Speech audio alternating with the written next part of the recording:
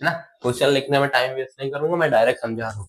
तो देखो, लोड है हमारा 50 kgf का, है कि नहीं है, ठीक।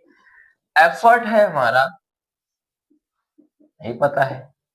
लोड आर्म को हम लोग एलए से डिफाइन करेंगे, कितना है 85 में से 45 माइनस कर दिए, 40 सेंटीमीटर, ठीक।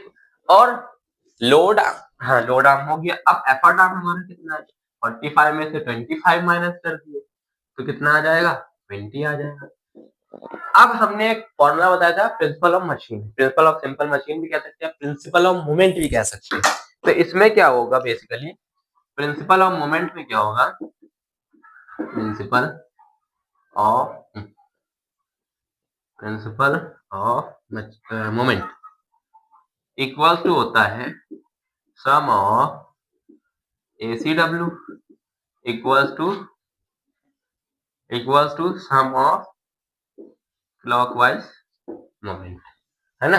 ये होता है। अब इसमें ये कैसे निकालेंगे, लोड बाय एफर्ट से, फोर्स इनटू डिस्प्लेसमेंट। तो एफर्ट हमें पता नहीं है, एफर्ट आर्म तो पता है, तो एफर्ट आर्म की वैल्यू रख देंगे। लोड कितना है, लोड है 50 kgf, और लोड आर्म कितना है 40। अब 50 मल्टीप्लाई बाय 40 200,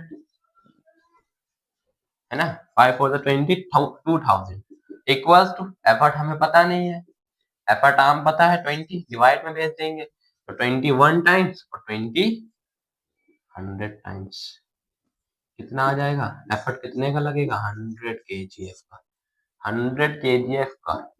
अगर हम 100 kgf फोर्स लगाएंगे, फोर्स लगाएंगे, तब बच्चों हमारा ये जो है ना क्या हो जाएगा, बैलेंस्ड हो जाएगा, ये हमारा एकदम बैलेंस्ड हो जाएगा यहाँ पे।